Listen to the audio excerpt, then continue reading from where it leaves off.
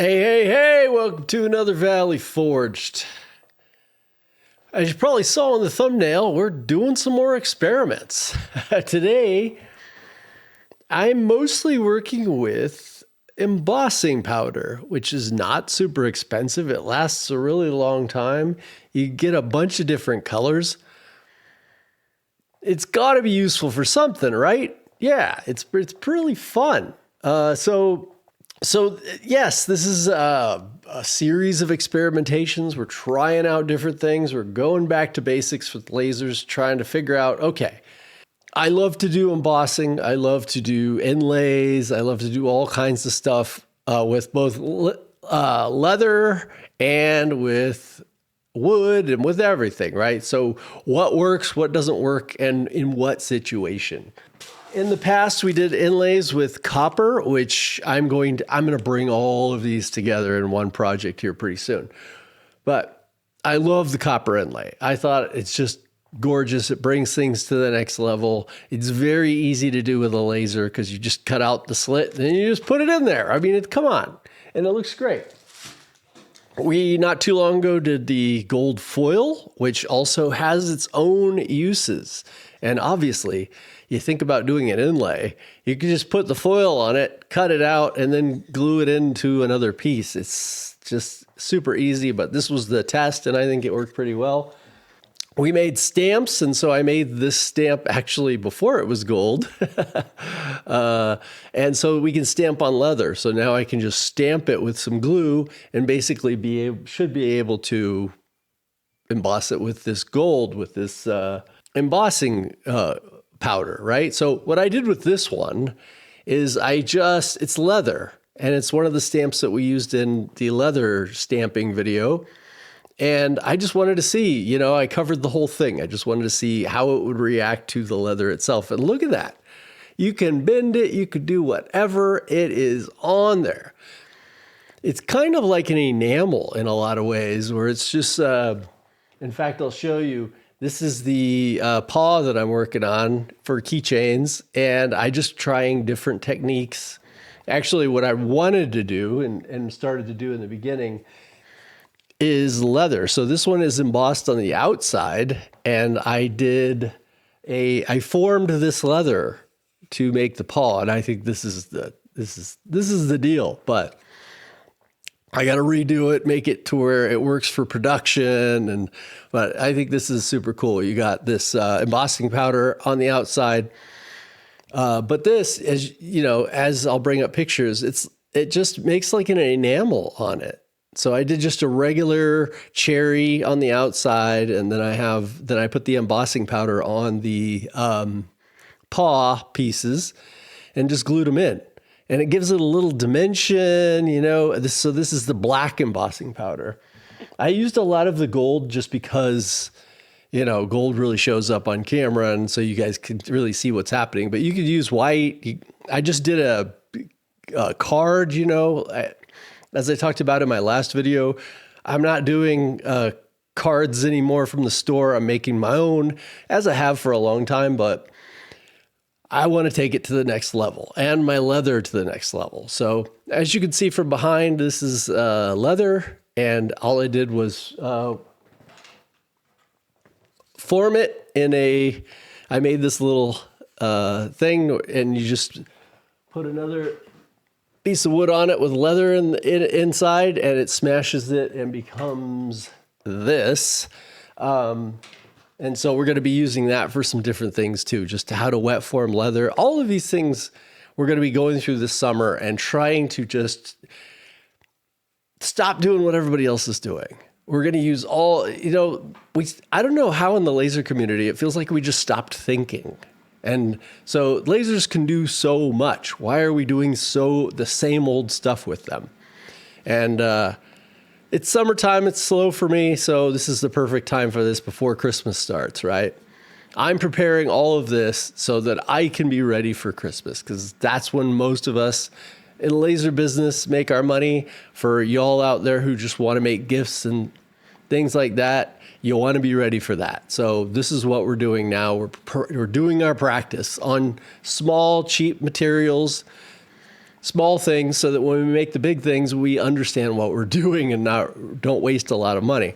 Now, you see, here is just plain leather. This is why I don't work with just plain leather. It's so easy to stain. I got some, I think, embossing powder on it or something, but it's so easy to ruin just regular plain veg tan leather. Dyed leather just, to me, works a lot better, but it also doesn't form quite as well. But I just soaked that brown. This is brown Italian leather, a scrap piece that I had, and it formed amazing. So, and it already has the color. It already has everything. So, but yeah, if you want to use just plain veg tan leather, I would, as long as you're going to dye it afterwards, and be a little more careful than I was.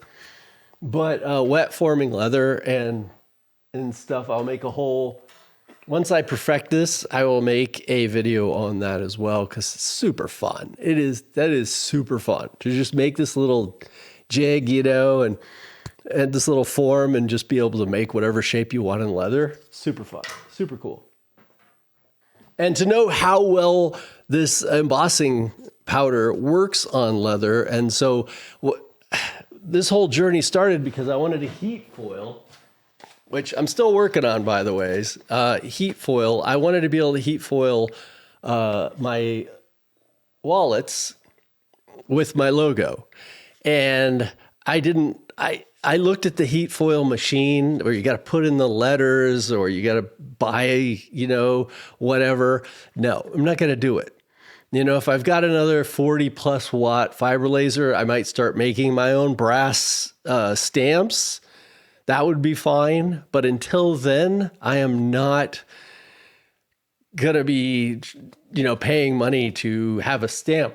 I wanted to see, hey, with the gold foil, can I do this in a different way, which I'm still working on. And if any of you guys got ideas, I'm down with that. But what it seemed like I could do in the meantime is do a stamp, and I've got something on the way that you guys are going to really love, and that should be coming next week.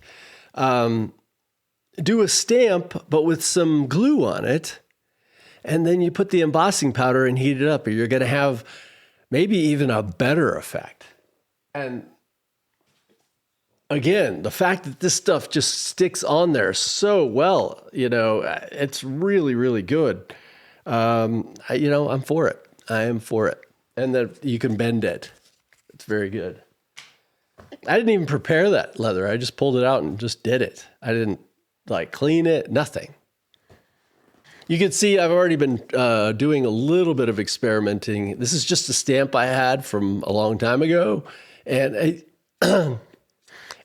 I just stamped it and put some of the embossing powder on there and heated it up. It came out pretty good. I mean, for a first try, I think it looks good. So, and how do you use embossing powder? I'm talking about it. It's a pretty simple process, and there's a lot of great videos. You're not going to see any from lasers, though, for laser-made stuff. And that's kind of the whole point of this, right? Is we're doing things nobody's done before. I think Laser 911 did a video a long time ago doing it on a stamp on a book cover, which is great. It gives us great ideas, but I want to go way, way, way beyond to the next level on this with wood, with all kinds of different things, which I'm showing you. I already did. But how do you do this? How do you actually use this? Pretty simple. This stuff sticks to just about anything. So you could use a stamp of any kind. I've done it already. It works. This is Versamark, which is what they typically use for making greeting cards and things like that. And it sticks to that really well. But I've also tried just plain glue. The real key here is anything that's going to hold it down to whatever material you're using. Just so it doesn't blow away, when you put a heat gun on it. That's it. That's all you're trying to do. Because once you put the heat gun on it and it heats up to that temperature, it's like an enamel. It's just sticking. It's glue. It turns like almost watery. And then when it dries, it's there. So the key is just getting it to stick down and not blow all over the place. You can also use I'm going to put Amazon links to everything below just so you can get an idea of what I'm using.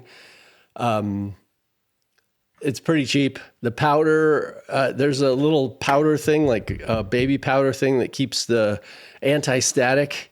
So it keeps the powder from sticking to everything else other than what you're trying to do.